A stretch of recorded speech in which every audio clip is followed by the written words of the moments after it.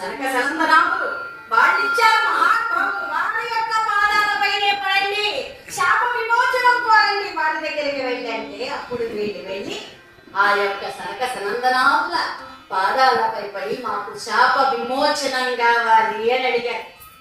అడిగితే ఆయన ఇచ్చిన శాపం అలా వెనక్కి తీసుకోవడం మా వల్ల ఏది కాదు. అయితే ఒక విధంగా మీకు ఉపశమనం చేయగలను. 7 జన్మలెత్తి స్వామి వారికి మిత్రులై స్వామి వారి యొక్క సన్నిధికి చేరుకుంటారా, లేదా 3 జన్మలెత్తి విరోధంతో స్వామి వారి యొక్క సన్నిధికి చేరుకుంటారా? రెండింటిలో ఏదో ఒక్కటి మాత్రమే కోరుకోండి అంటే వెంటనే వీళ్ళు ఆలోచించారు. భూతం చలితంబరం చతుమాలితం చిరం. ఒక చూరి బాధపడే కంటే కొంచెం అని ఆ పొగచూరి బాధపడే కంటే మంట మంటింది కొంచెమైనా చాలు కదా అని చెప్పి స్వామి 7 జన్మలెత్తలేము, 3 జన్మల్లోనే మేము స్వామి వారి యొక్క సన్నిధికి చేరుకుంటాం, మమ్మల్ని అనుగ్రహించండి మహాప్రభు అని చెప్పి స్వామి వారి యొక్క పాదాలపై పడితే తథాస్తు అన్నారు. అదే మొదటి జన్మ హిరణ్యకశిపులుగా జన్మించారు. తరువాత రావణ కుంభకర్ణులుగా జన్మించారు. ఆ తర్వాత శిశుపాల తంత్ర భక్తులుగా జన్మించారండి. ఇది కృతయుగం నాటి కథ.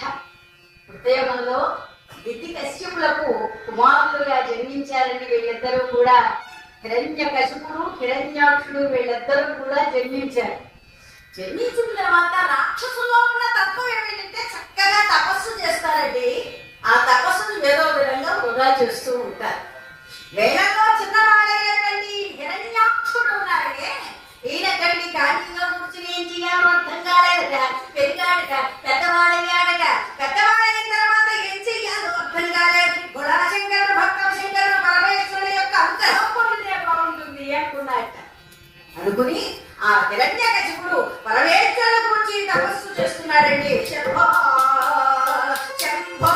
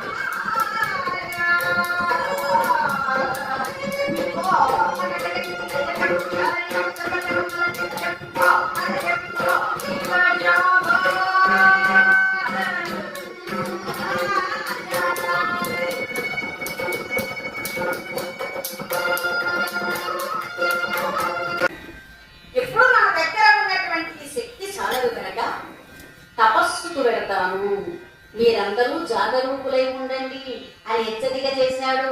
ఎందుకయ్యా అంటే నేను తపస్సుకు వెళ్ళినటువంటి విషయం దేవేంద్రుడికి తెలిస్తే ఆయన వస్తాడు, నా తపస్సు విఘ్నం చేయడానికి ఏదో ఒకటి చేస్తాడు. అందుచేత జాగరూకులై ఉండండి హెచ్చరిక చేశాడు. వాళ్ళందరికీ కూడా హెచ్చరిక చేసి వారందరికీ నమస్కారం చేసి అక్కడి నుంచి తిన్నగా మందరాత్రి త్రోడికి వెళ్ళాడండి హిరణ్యకశిపుడు. మందరాత్రి త్రోడికి వెళ్ళి అక్కడ ఆ యొక్క బ్రహ్మను గురించి తపస్సు చేయడానికి నిశ్చయించుకుని బ్రహ్మను గురించి తపస్సు చేస్తున్నాడండి. అపచకుడా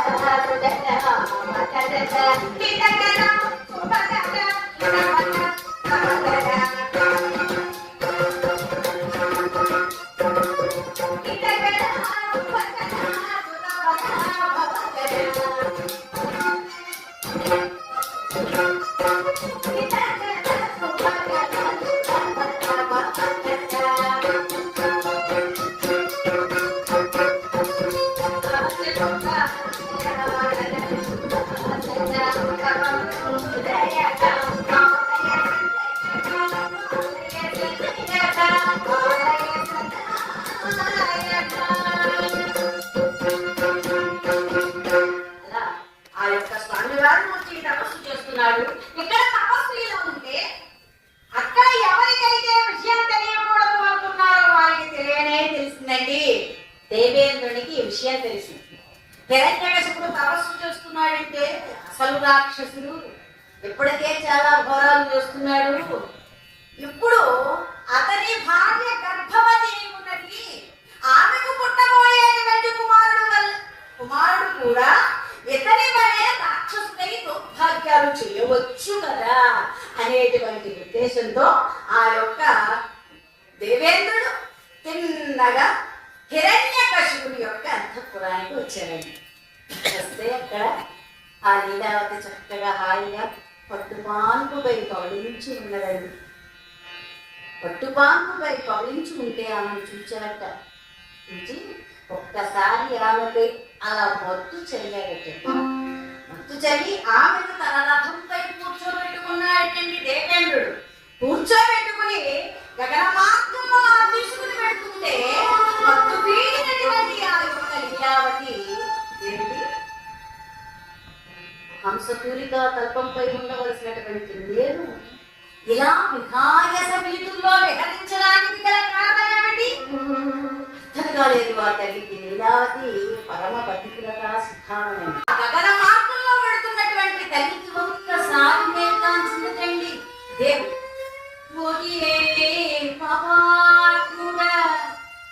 ఎవరు తీసుకెళ్తున్నారో తెలియదు. అందుకే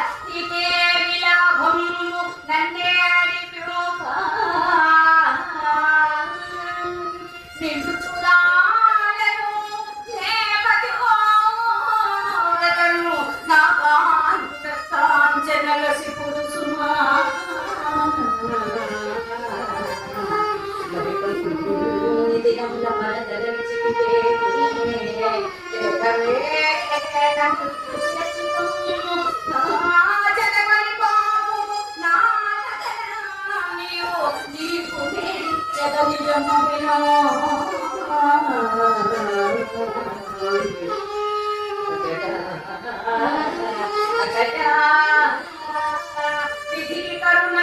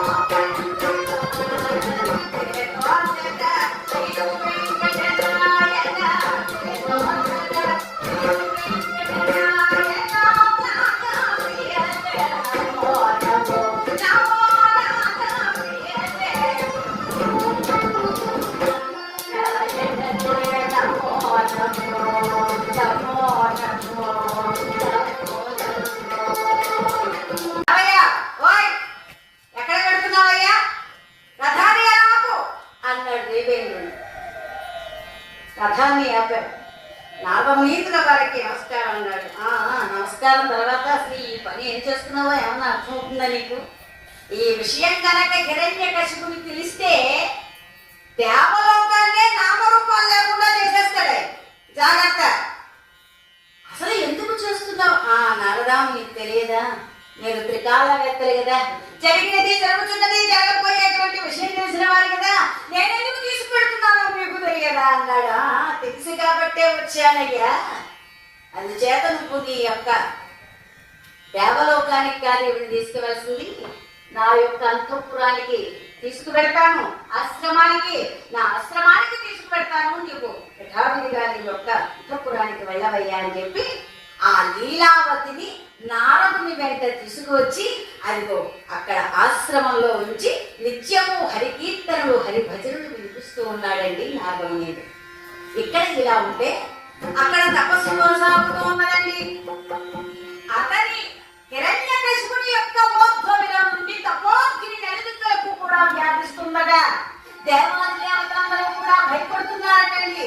భయపడుతూ ఈ యొక్క ఉపద్రవం నుండి కాపాడాలి అంటే బ్రహ్మగారికి వరాలు ఇవ్వాలి అని చెప్పి వీళ్ళందరూ కూడా బ్రహ్మగారి దగ్గరికి వెళ్ళి నమస్కారం చేసి, అయ్యా తపస్సు చేస్తున్నటువంటి ఆ హిరణ్యకశిపునికి వరాలు ఇచ్చి రండి, వెళ్ళండి అని వీళ్ళందరూ ఎప్పుడైతే చెప్పారో వెంటనే హంసవాహనారూఢుడై ఈ యొక్క బ్రహ్మగారు మందరాత్రి త్రోడికి వెళ్ళారండి. వెళ్ళేసరికి అక్కడ ఏముంది? ఏమి శరీరం ఏమి లేదు, ఎముకలు మాత్రమే మిగిలి ఉన్నాయి. అటువంటి ఆ హిరణ్యకశిపుని చూసి కమండలోదకాన్ని తీసుకుని ఒక్కసారి అతనిపై అలా ప్రోక్షించాడండి. ప్రోక్షించగానే యథాదేహంతో వచ్చినటువంటి ఆ యొక్క హిరణ్యకశిపుడు బ్రహ్మగారికి నమస్కారం చేసి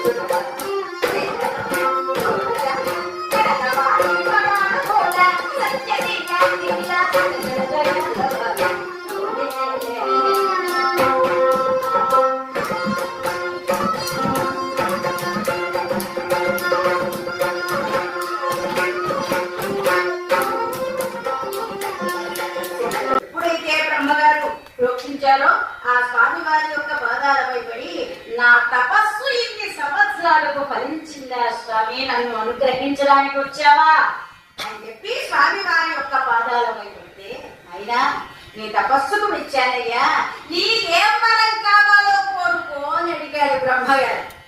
అడిగితే నేను అడిగింది ఒక వరమా? ఒక వరం అడగలే, చాలా పెద్ద లిస్ట్ ఇచ్చారని. అది బెంబరపోతన గారు చెప్తారు ఏమని కాళ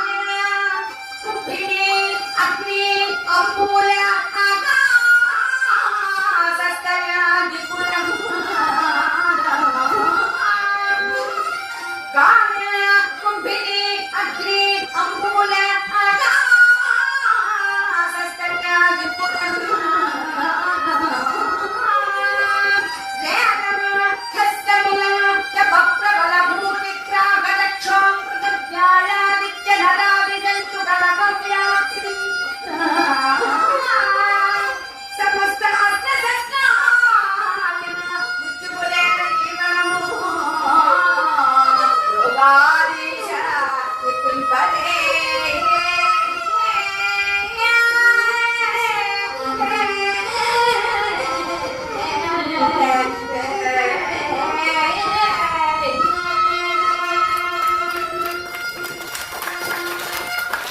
వరాలు కూడా చూడండి.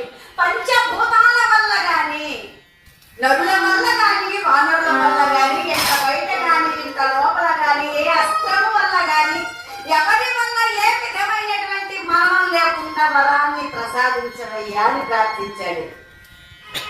ఈ వరాలన్నీ వినేసరికి బ్రహ్మగారికి పాపం నీరసం వచ్చింది. అయినా జాపశ్చేది ధ్రువం ధ్రువం జన్మమృతశ్చర్య, పుట్టినవాడు పెట్టకుండా ఉండడానికి మీరు లేదు కదా నాయన. అందుకే పునరపి జననం పునరపి మరణం. చేత తారతమ్యం ఎరిగి ప్రవర్తించినంతసేపు ఎవ్వరూ నిన్ను ఏమీ చెయ్యలేరు. ఎప్పుడైతే వీటినన్నిటినీ కూడా అధిగమించి నీవు ప్రవర్తిస్తావో అప్పుడు నీకు మరణం సంప్రాప్తమవుతుంది సుమా అని హెచ్చరించాడండి బ్రహ్మగారు. హెచ్చరించి వరాలు ఇచ్చి అక్కడి నుంచి అదృశ్యుడయ్యాడండి. వరాలు పొందినటువంటి ఆనందంతో తిన్నగా ఇంటికి చేరుకోవడానికి హిరణ్యకశిపుడు బయలుదేరాడు. ఎక్కడికి వెళ్ళామో గుండెలు దడపట్టుకున్నాయండి. ఎందుకంటే ఎవరు తీసుకువెళ్ళారో తెలియదు పాపం. ఎప్పటికీ కూడా వాళ్ళు లీలావతిని బాగా చేసి చెప్పుకోలేదని ఈ విషయం రాజుగారికి తెలిస్తే ఏమంటారో మనకెవరికి తెలియదు. ఇప్పుడు ఆయన వస్తున్నారు, ఏం చెప్పాలో అర్థం కావడం లేదని వీళ్ళందరూ కూడా భయభ్రాంతులు అవుతున్నారండి. ఈలోగా ఆయన వచ్చాడు మహారాజు గారు. హిరణ్యకశిపుడు వచ్చి మీరంతా క్షేమంగా ఉన్నారా అని అడిగాడు. క్షేమంగా ఉన్నారా అని అడిగాడు. అందరూ క్షేమమే అన్నారు. కానీ వారి ముఖాల్లో ఏదో తెలియనటువంటి దిగులు మాత్రం కనిపిస్తుంది. ఏమిటా దిగులు హిరణ్యకశిపుడు గమనించాడు. ఏమంటే నేను ఇన్ని వరాలు పొంది వచ్చాను, మీలో ఎవరిలోనూ ఇంత ఆనందంగా అనిపించడం లేదు, దిగులుగా ఉన్నారు, కారణం ఏమిటి అని అడిగారు. అనేసరికి ఒక ధైర్యవంతుడు వచ్చి అన్నాడు, లీలావతిని ఎవరో మాయ చేసి ఎత్తుకుపోయారు అనగానే హిరణ్యకశిపుడు చాలా బాధపడ్డాడు. అయ్యో నేను లేనటువంటి సమయంలో నా భార్యను మాయ చేసి ఎత్తుకుని వెళ్ళేవారు ఎవరు అని అనుకునేలాగా తిన్నగా పురుషోత్తమా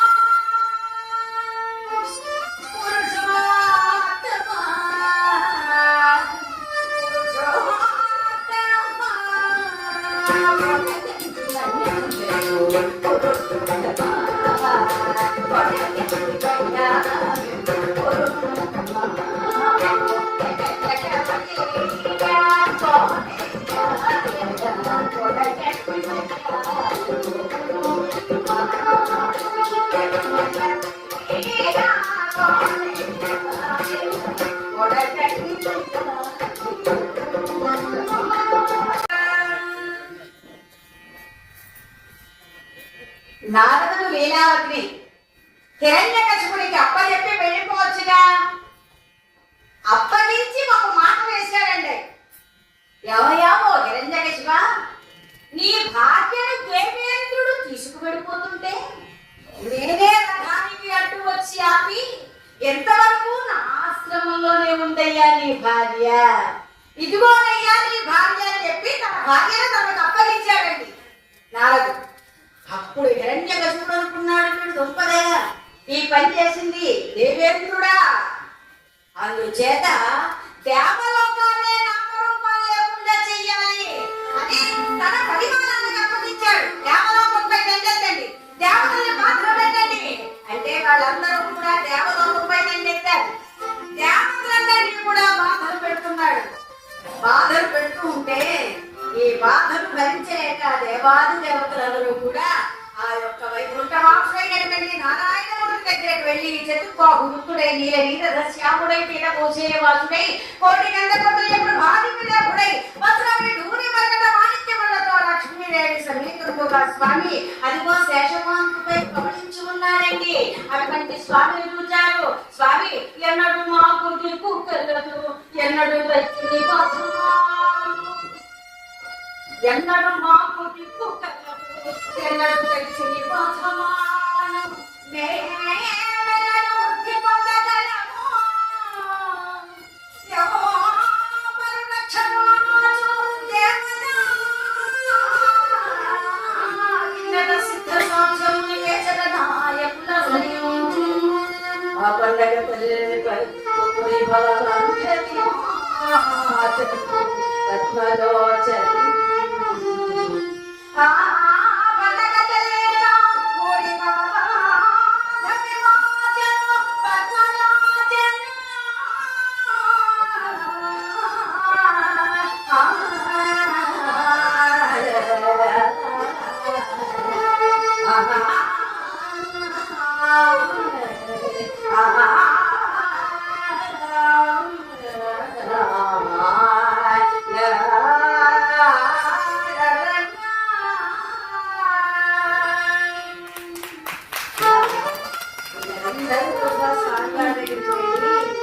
ఎప్పుడు ఆ రాక్షసుల యొక్క క్రియ నివారణ అవుతుంది, ఎప్పుడు మేము స్వేచ్ఛగా ఉండగలం మహాప్రభు, మమ్మల్ని అనుగ్రహించండి అని చెప్పి దేవాదేవతలందరూ కూడా నారాయణమూర్తికి నమస్కారం చేస్తే స్వామి చిరునవ్వులు చిరిపిస్తూ పైకి లేచి, భక్తులారా మీరు విచారించవలసినటువంటి పని లేదు.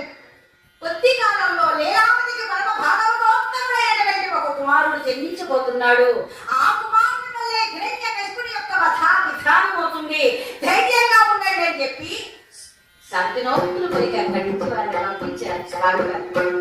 ఇలా రోజులు గడిచిన తర్వాత ఉన్నటువంటి సమయంలో లీలావతి పరమ భాగవతోత్తముడైనటువంటి ఒక కుమారుని ప్రసవించిందండి. ఇందిరా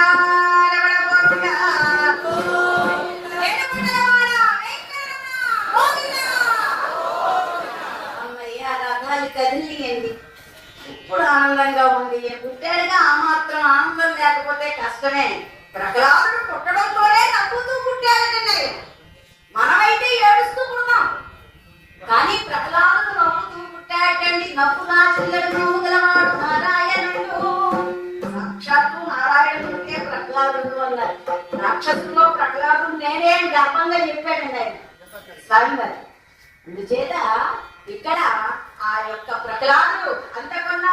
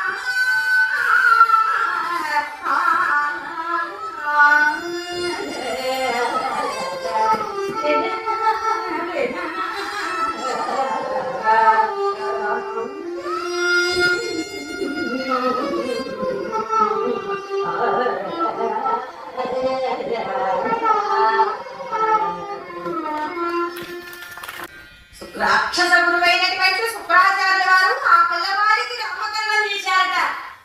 ప్రహ్లాదుడు అనేటువంటి నామకరణం చేశారు.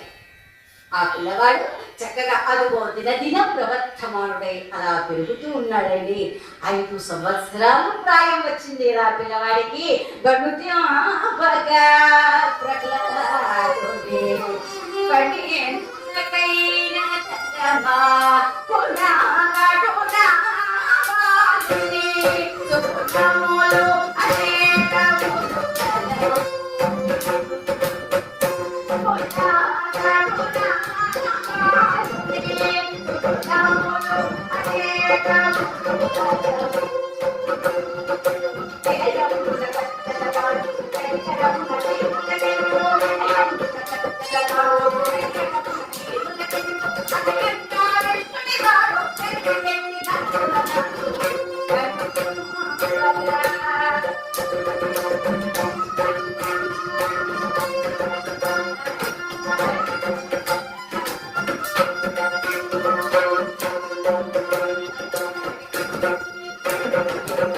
చిన్ననాటి నుండి కూడా అదొక విలక్షణంగా కనిపిస్తున్నట్టండి.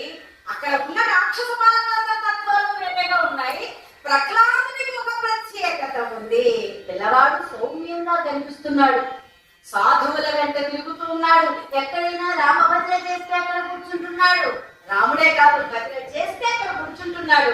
ఇటువంటి తత్వాన్ని కూడా వారి ద్వారా తల్లికి చేసినట్టు ఈ వార్త.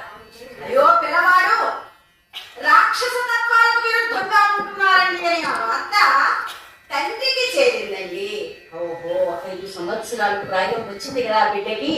అయితే విద్యాభ్యాసం చేసినట్లయితే ఆ పిల్లల్లో విద్య నేర్చుకుంటూ మన తత్వాలు కూడా కాస్త నేర్చుకుంటాడులే అని చెప్పి ప్రహ్లాదుని దగ్గరకు పిలిచాడండి. దగ్గరకు పిలిచి, నాయనా ఓ ప్రహ్లాద, చదువని పాడకు చదివిన చదివిన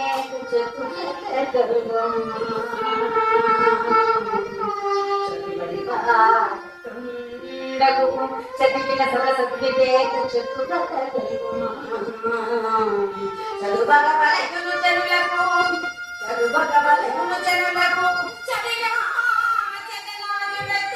చదువు తల్లి చదువు తల్లి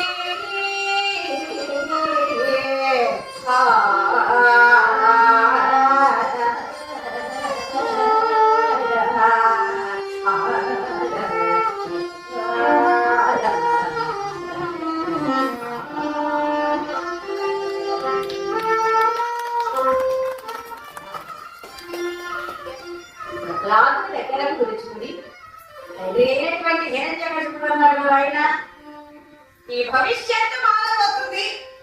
శుక్రాచార్య యొక్క కుమారులైనటువంటి చండాపరులు ఇద్దరు కూడా గురువులు వచ్చారు చూడు. వారి వెంట వెళ్ళి మన అసుర ధర్మాలని కూడా ఆమూలాగ్రంగా నేర్చుకో అని ఆ యొక్క ప్రహ్లాదుని బుజ్జగించి గురువుల వెంట ఈ పిల్లవాడిని పంపుతూ ధన కనక వస్తు వాహనాలు ఇచ్చి పంపించాడండి. పూర్వం రోజుల్లో పలకలు కణికలు పుస్తకాలు పంచిపెట్టేవారు.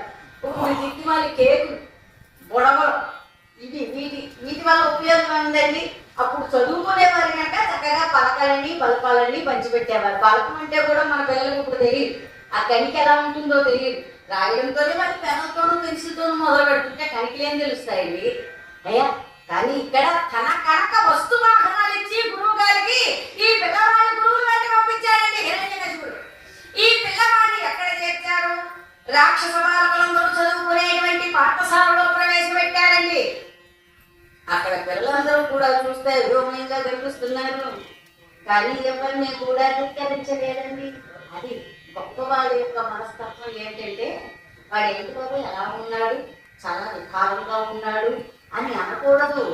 వాడి వికారం వాడి దగ్గర ఉంటుంది, నీ మంచితనం నీ దగ్గర ఉంటుంది. నువ్వు ఎంచకుండా ఉంటే అదే నీకు అలంకారం గొప్పదనము. ఈ ప్రహ్లాదుడు ఆ పిల్లలందరినీ చూసి ఎవరిని కూడా అసహించుకోలేదండి. అందరినీ కూడా సమాన తత్వంతో చూశాట.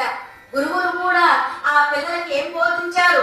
ఓం హిరణ్యకశ్యపాయ నమః, ఓం హిరణ్యకశ్యపాయ నమః, ఓం హిరణ్యకశ్యపాయ నమః అదే తప్ప ఒక్కడు ఓం నమో నారాయణాయ అనేవాడు కనిపించలేదండి.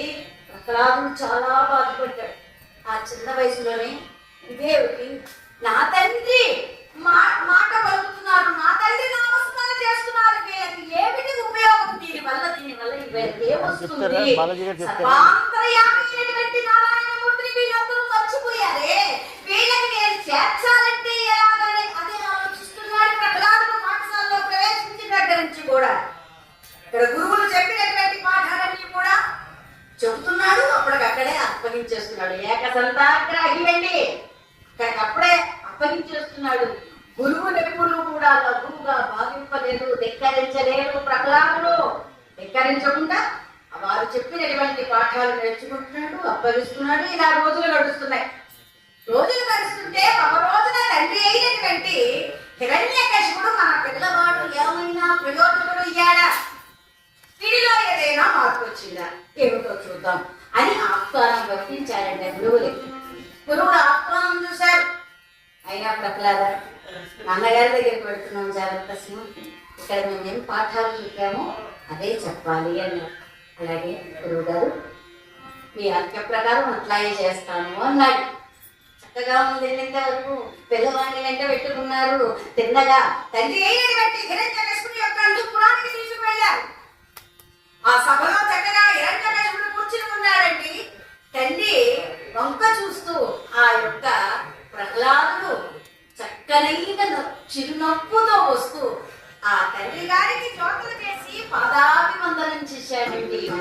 పాదాభివందనం చేయగానే నాయనా ప్రహ్లాద రాబాబు అని చెప్పి ఆ చెట్టుని అలా ముక్కి పెట్టుకున్నాడు.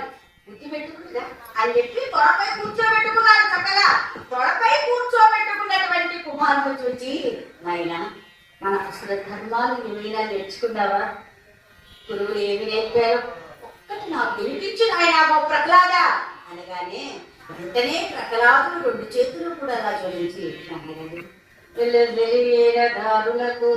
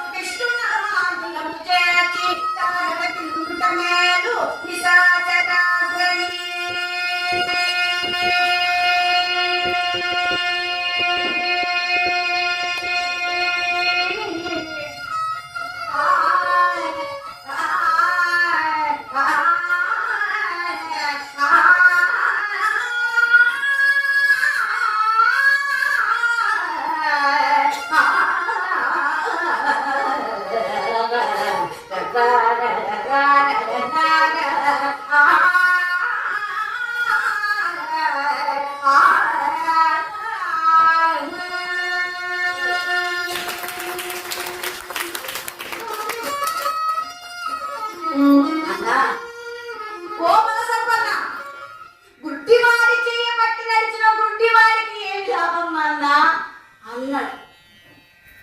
అయ్యేసరికి వీరికి ఎక్కడ జరిపోవాలి అక్కడ జరిపోయింది. హిరణ్యకశిపుడు వీడేమిటి రాక్షస తత్వం గురించి చెప్పరా నాయన అంటే, గుడ్డివాడు చేయబట్టి నడిచి గుడ్డివాడికి ఏం లాభం అంటాడేమిటని చెప్పి అంటున్నాడని చెప్పి ఆ కూర్చోబెట్టుకున్నటువంటి పిల్లవాడినటువంటి నెమ్మదిగా జార విడిచేశాడు. నెమ్మదిగా జార విడిచి, నాయన ఓ ప్రహ్లాద ఏం మాట్లాడుతున్నావురా? ఏం మాట్లాడితేనేమిటి నాన్నగారు? పాఠశాలలో ప్రవేశపెట్టారు నన్ను. ఆ పాలకులందరూ మీ యొక్క నామస్మరణ తప్ప, మీ పేరు పలకడం తప్ప అన్యమేమి నాకు కనిపించలేదు నాన్నగారు. సర్వాంతర్యామైనటువంటి సర్వేశ్వరుడు గురించి ఒక్కరు కూడా పలకడం లేదు నాన్నగారు. అడిగేసరికి రంజకశిపుడు అన్నాడు, ఓరే నాయనా ఇది మొట్టమొదటిసారిగా నువ్వు రావడం కదా, చక్కగా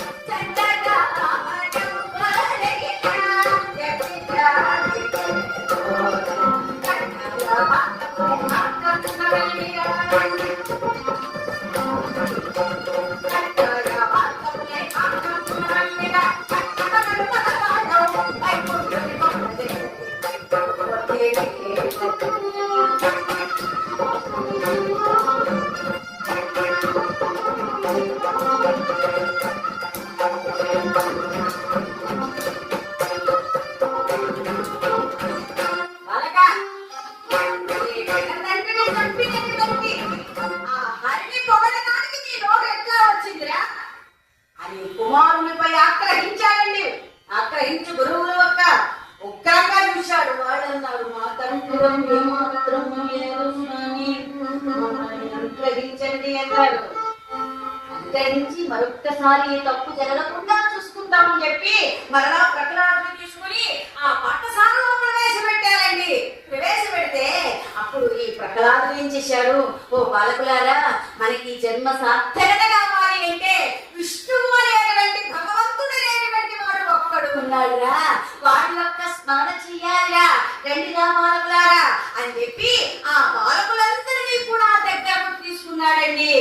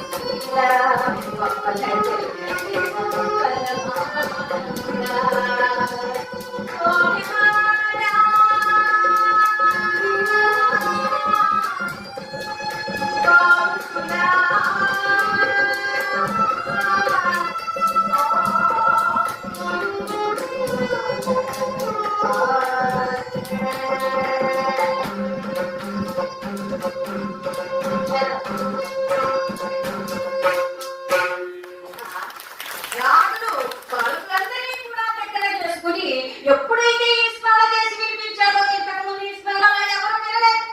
కేవలం ప్రహ్లాదుడు చెప్పిన తర్వాత ఈ స్మరణ విన్నారు కదా, పరమాన్నం తిన్నంత ఆనందంగా ఉందండి వాళ్ళకి. ఏమిటి స్మరణ, ఏమిటి ఆనందం, ఆ నామం పలుకుతుంటే ఆహ్లాదంగా ఉంది. ఓ ప్రహ్లాద అని చెప్పి ప్రహ్లాదుని ఎత్తుకుని ముద్దులెట్టేవాడు కొంతమంది అని నారదుని యొక్క కథ ఆ పిల్లలందరికీ, రాక్షస బాలకులందరికీ చెప్పాడు ఈ ప్రహ్లాదు. అమ్మమ్మ, నారాయణ అనేటువంటి స్మరణలో ఎంత దాగుందా అని వాడు ఎంతో ఆనందంతో ఉన్నటువంటి సమయంలో మరలి ఆహ్వానం పంపించాడు. పిల్లవాడు ఏమన్నా నేర్చుకున్నాడేమో, ఏమైనా మార్పు వచ్చిందేమో వాడిలో అని చెప్పి కబురు పెడితే మరలా చండామార్పులు తీసుకొచ్చి ఆ యొక్క ప్రహ్లాదుని మళ్ళీ తండ్రి దగ్గరికి వెళ్ళాడు, నమస్కారం చేశాడు, చక్కెర ముందు పెట్టుకున్నాడు, తలపై కూర్చోబెట్టుకుని నాయనా ఏది ఇప్పటికి నీలో ఏదైనా మార్పు వచ్చిందా అంటే ఎల్లచో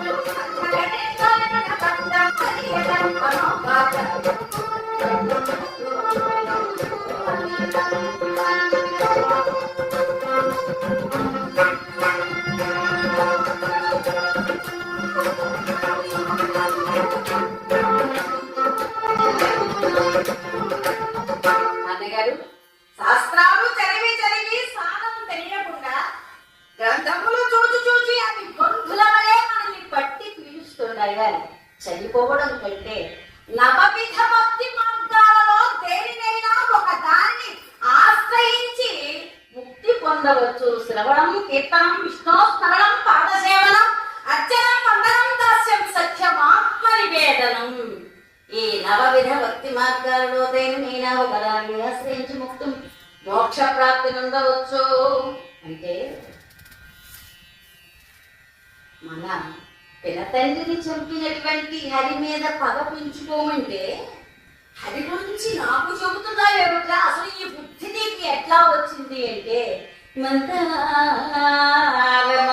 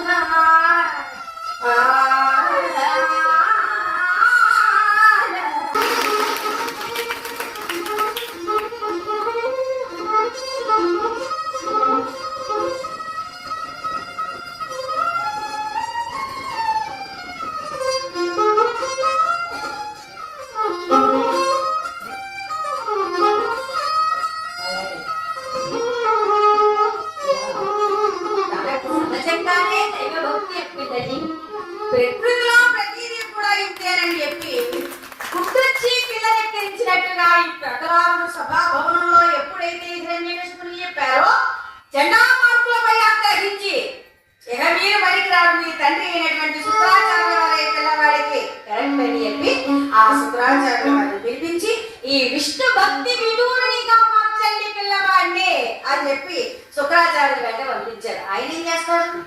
వీళ్ళు ఏం చేశారు? ఆయన అదే చేశాడు. పాఠశాలలో కూర్చోబెట్టాడు. కూర్చోబెడితే ఈ బాలకుడు ఏం చేశాడు? బాలకులారా ఇలా రండి నాయన అని చెప్పి బాలకులందరినీ కూడా దగ్గరకు చేరుకుని కృష్ణ రామ గోవింద జెండా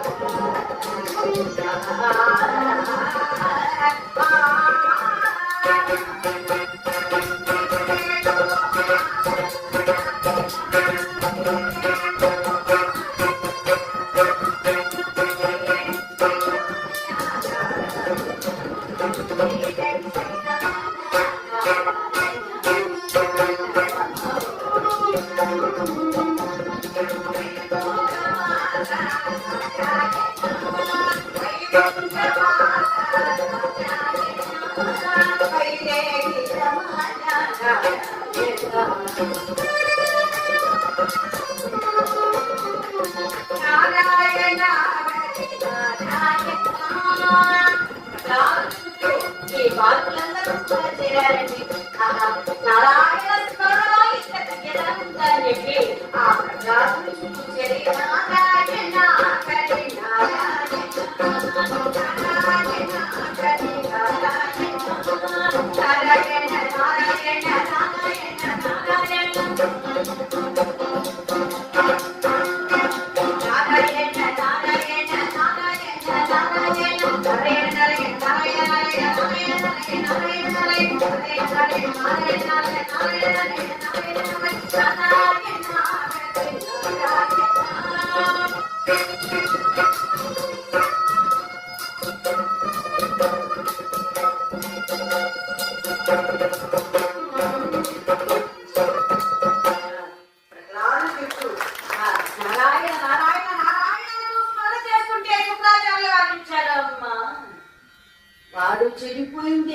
కాకుండా పిల్లలందరి చేత కూడా ఈ యొక్క గోవిందనామస్మరణ చేస్తున్నాడు తండ్రి గారికి వెంటనే చెప్పాలి అని ఆ పిల్లవాడిని తీసుకువచ్చి ఆ యొక్క తండ్రి అయినటువంటి హిరణ్యకశిపుని ఎదురుగా నిలబెట్టి విషయం అంతా చెప్పారు. నువ్వు ఎక్కడో పుట్టకుండా మా వంశంలో మహాప్రణం వలె నువ్వు జన్మించావు అని ప్రహ్లాదుని తండ్రి ధిక్కరించాడు. ఎక్కడో పుట్టకుండా ఇక్కడ పుట్టావురా, పైగా నా దగ్గరకు వచ్చి నారాయణ నారాయణని నీకంటే ఎక్కువ సార్లు ప్రహ్లాదుల కంటే ఎక్కువ ఆయనే స్మరించాడు. హిరణ్యకశిపుడే నారాయణ దీనికి ఒక విధంగా ఏమిటంటే ఎప్పుడు నాకు ముక్తి కలుగుతుంది నాయన అని ఒక విధంగా శాస్త్రాలు 2 రకాలుగా మనకు చెబుతాయి. ఎప్పుడు నాకు మోక్షం కలుగుతుంది అని ఆయన ఏడుస్తున్నాడు. ఇలాగా ధిక్కరిస్తే తొందరగా మోక్షం కలుగుతుందని ప్రహ్లాదునికి కూడా తండ్రి చేత 100కి 10 సార్లు చేత అనిపిస్తూ ఉన్నాడు. చూపిస్తూ సరే నీకు ఎక్కడో పుట్టకుండా ఇక్కడ ఉంటావు, ఏమిటి అసలు ఒకవేళ నిన్ను ఇలా వదిలేస్తే మొత్తం ఈ హిరణ్యకశిపుని యొక్క అంతఃపురం అంతా కూడా గోవిందనామాలతో విష్ణునామంతో నిండిపోతుంది. అందుచేత ఈ పిల్లవాడిని ఇలా విడిచిపెట్టడానికి లేదు. తండ్రి శుభ్రం భవేత్తన్నారు. పిల్లలు మాట వినకపోతే కొట్టాలండి, అంతే. కొట్టినటువంటి టీచర్లు మాత్రం తిరిగి కొట్టకూడదు. ఇప్పుడు కొట్టడానికి వీల్లేదుగా, పిల్లలకు చెయ్యి వేయడానికి వీల్లేదు, అలా ఉన్నాయి ఇప్పుడు. కానీ పుడితేనే ఒక మార్గంలో ఉంటారు. క్రమశిక్షణ చిన్నప్పటి నుంచే మనం నేర్పించాలి. అలాగే ఈ ప్రహ్లాదుడు పానీయంబుడు త్రాగుచును నీళ్లు త్రాగినా నారాయణ అంటున్నాడు. పుడుచుచును తిన్నాయనే, సర్వము ఆయనే. మనమైతే అమాంతంగా రొట్లో పడేసుకుంటామా కాదు, ఆయన ఏది తిన్నా ఏది తాగినా నారాయణ నీ సంకల్పం అని చెప్పి తాగేవాడు. అటువంటి ఆ ప్రహ్లాదుడు ఈ తండ్రి వద్దకు వచ్చి ఇలా చెబుతూ ఉంటే ఈ పిల్లవాడు మాట వినకపోతే అన్నంలో విషం కలిపి పెట్టండి అన్నారు. అన్నంలో విషం కలిపి పెట్టారు. పెడితే ఆ ప్రహ్లాదుడు ఇది కేవలం ఆ నారాయణమూర్తి యొక్క సంకల్పం అని చెప్పి అదాన్ని కూడా చక్కగా పూజించాడండి. పూజిస్తే ఈ పిల్లవాడికి ఇక్కడే కాలేదు, కానీ ఈయన స్మరించేటువంటి ఆ నారాయణుడు ఉన్నాడే, ఆయన నారాయణ యొక్క శరీరం నల్లగా మారిపోయింది. మారిపోయేసరికి లక్ష్మీదేవి సందేహం కలిగింది. ఏమిటి స్వామి, ఏం జరుగుతుంది అర్థం కావడం లేదంటే ఇది భక్తుని యొక్క లీలదేవి. సరే బలా చూస్తూ ఉండు అని ప్రహ్లాదునికి అన్నంలో విషయం కలిపి పెట్టినా ఏం జరగలేదు. ఈ విషయం మళ్ళా తెలిసింది. సరే ఎత్తైనటువంటి బలమైనటువంటి ఆ కొండపై నుంచి కింద రోసేయండి అని చెప్పాను.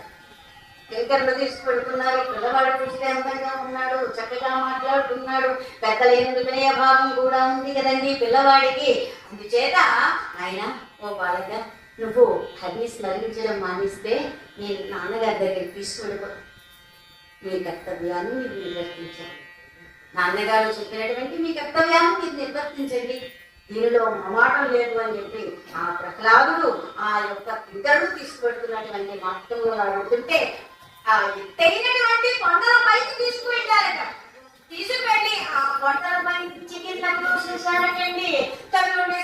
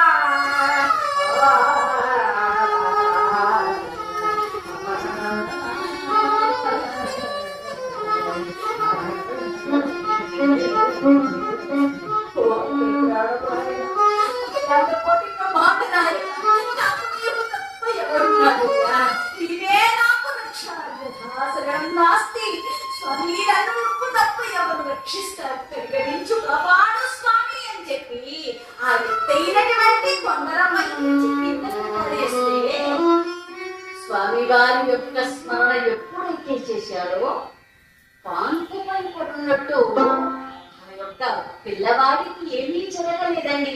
మనం పరుపులో పడుకుంటే ఎంత మెత్తగా పడుకుంటామో ఆ పిల్లవాడు కొండపై నుంచి కిందకు పడేసినా అంతగా చక్కగా ఉన్నాయండి.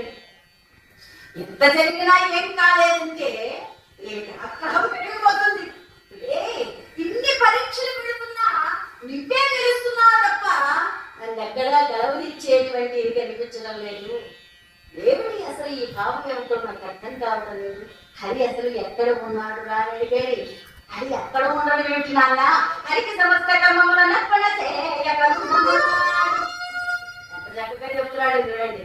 హరికి సమస్త కర్మములను అర్పణ చేయగలుగుతున్నాడు. శ్రీ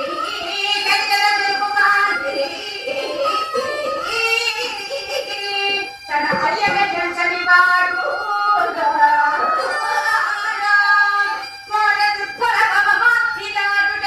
వానికి మోక్షము కలుగుటెట్లు పెక్కదయగనే శాస్త్రములగా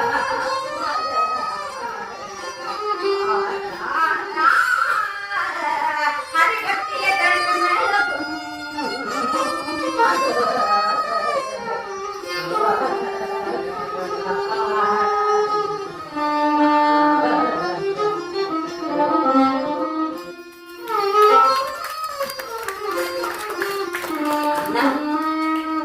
హరి ఎక్కడ లేడు చూపించు. హరి ఉన్న చోట నేను చూపిస్తాను. ఎందుకంటే కామ క్రోధశ్చ లోభశ్చ దేహే తిష్ఠతి తస్కరా జ్ఞానవత్వాపహారాయ తస్మాత్ జాగ్రత్త జాగ్రత్త అంటాడు. నీలో ఉన్నటువంటి కామ క్రోధ లోభ మోహ మాత్సర్యాలున్నవే వాటిని విడిచిపెట్టు. జ్ఞానం అనేటువంటి జ్యోతితో చూడు. ఆ స్వామి వారి యొక్క అనుగ్రహాన్ని కలుగుతుంది నాన్న. ఇంకా మాట వినేదని చెప్పి బలమైనటువంటి వధించినటువంటి ఏనుగు చేత కూడా తొక్కించారు బాబు. అయినా ప్రహ్లాదునికి ఏమీ కాలేదండి. తక్కపోయేసరికి సభా భవనానికి తీసుకొచ్చారు. కైమతైందండి కైమట్టి చార్జ్ పెట్టి ఒకటి ఇచ్చాడు. ఒక ఆయన ఎలా ఇలా పుట్టాడు ఎట్లా అంటే వాడు మాట్లాడలేదు. ఈలోగా ఎదురుగా ఇంకొక ఆయన వచ్చాడు. ఏమిటి సార్ బొగ్గ పట్టుకున్నారు ఏమిటండి? ఏముంది ఆయన టైం ఎంత అయింది అన్నాను. కొట్టాడు, బొగ్గ వాచిపోయింది, మంట వస్తుంది, ఏం చేయాలో అర్థం కాదు. ఏం చేయడం ఏంటండి? ఎవరిని అడిగారు? మాటలు రాని వాడిని అడిగారు. వాడు చెప్పడం కోసం 1 గంట అయిందని చెప్పడం కోసం ఒక చపేట ఇచ్చాడు. అంటే వీడనుకున్నట్ట అమ్మ నేను ఎంతో అదృష్టవంతుణ్ణి, 1 గంట వెనకాల అడిగినట్లయితే 12 వాయించేవాడేమో అనుకున్నాడు.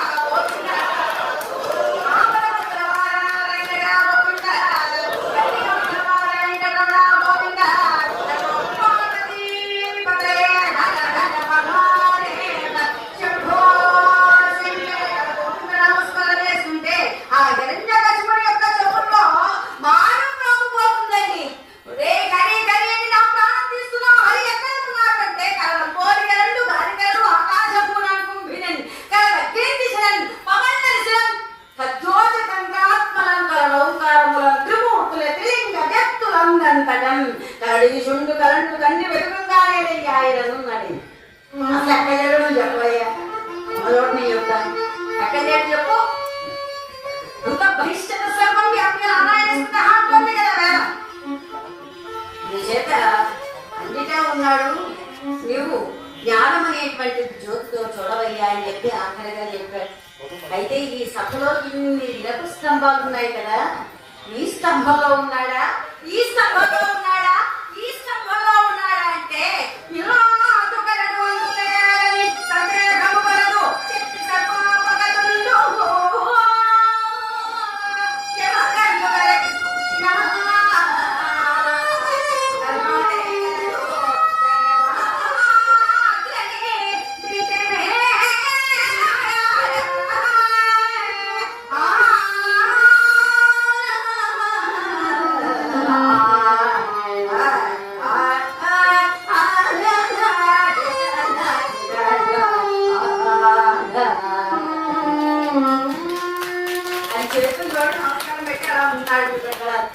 అయితే ఇక్కడ ఉన్నాడంటున్నావు కదా, ఈ స్తంభంలో ఉన్నాడా అని చెప్పి తన దగ్గర ఉన్నటువంటి ఆ గదను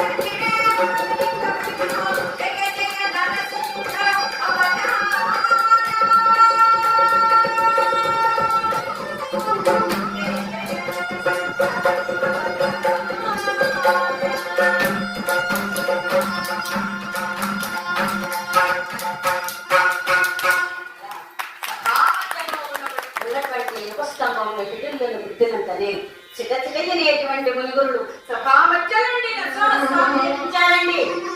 ఆ యొక్క హిరణ్యకశిపునితో తలబడి ఆ యొక్క హిరణ్యకశిపుని గొడవపై ఉండబెట్టుకుని అతని యొక్క భృత్యబలాన్ని చూసి రక్తం తేలిన ఆ పేగులను నెత్తిములుగా వేసుకుని అతని యొక్క కళేబలాన్ని తోడుగా విసిరిపడేశారు.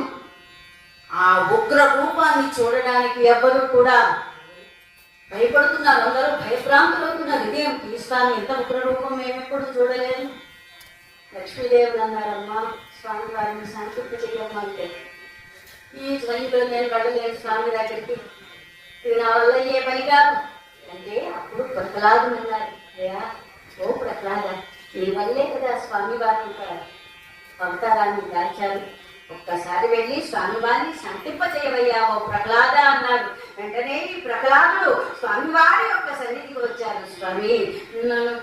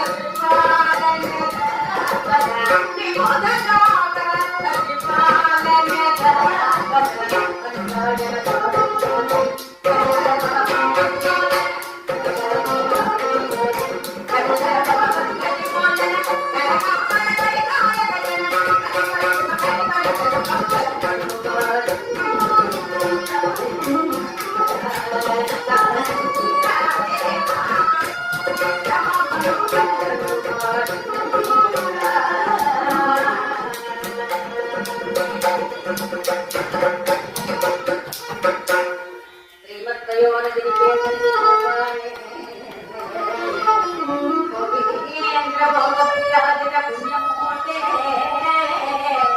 యోగేశ్వర శాస్త్ర జగన్న భగాబ్ది పాత